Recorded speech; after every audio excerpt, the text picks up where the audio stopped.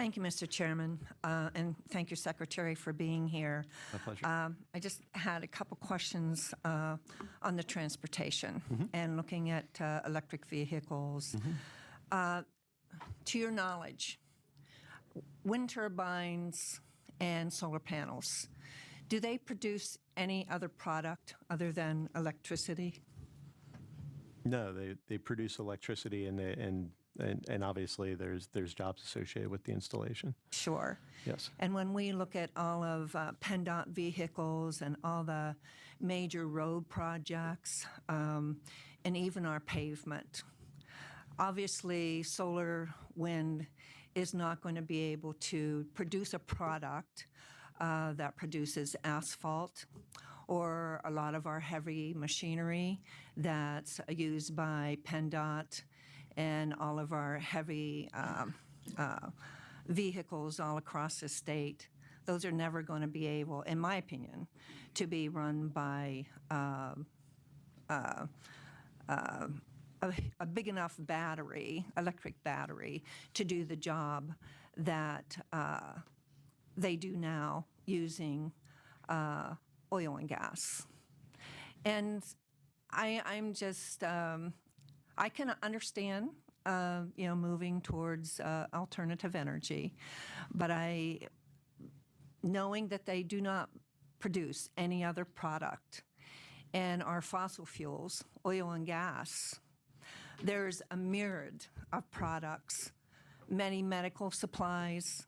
If you go into any hospital, any doctor's office, anything that's made out of any type of hard plastic, IV lines, it's all made from oil and gas products. And so while I could support, some build out of solar and wind, and I know all of the products that are made from oil and gas, and I'm not really a big buy-in to, the whole climate change, I'll be honest with you, and I think you know that. And I also am a big supporter of the oil and gas industry. And I believe it's because of the oil and gas industry that we have seen, especially the gas industry, a huge reduction in the emissions. And I question, the cost to the Commonwealth as far as the direction that the department, the administration is, and not even, we can have all kinds of electric vehicles. We still need that asphalt on the road from oil and gas and that big heavy machinery driving through State College. Every time I come down here, seeing all the dirt, the rock, the trees that have been removed.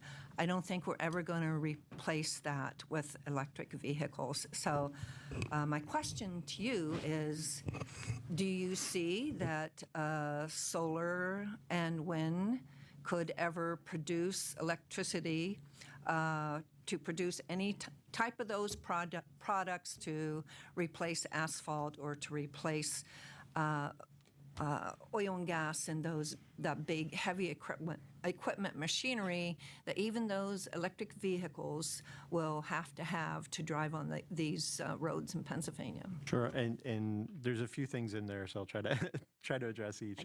On the first, I think I'd say one, there's a difference, I think, between electricity and manufacturing inputs, which is some of what you're talking about.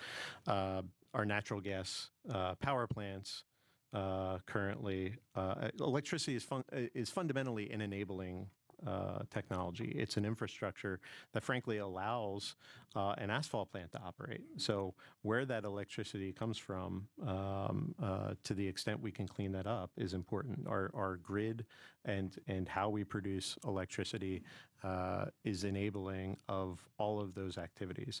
So how we make best use of materials in terms of asphalt, other things. There was a time not very long ago where thinking about going above 50 miles in a passenger vehicle was something that people wouldn't have imagined. Tesla and other companies are now producing prototypes for semi-trucks and other things. So we're seeing the battery technology improve by leaps and bounds over time. We certainly, there's nothing we could purchase today, and that's, I think, why purposefully the types of vehicles you're talking about with PennDOT, for example, are not things that are included in the executive order, because there isn't any vehicle out there to replace it. The last piece I'd point out is on the cost and again, just some examples. We are paying something now for increases in Lyme disease. PennDOT did $125 million in emergency road repairs related to flooding last year. We're going to continue to see those kinds of impacts in terms of cost to the Commonwealth as well. Thank you, Mr. Chairman.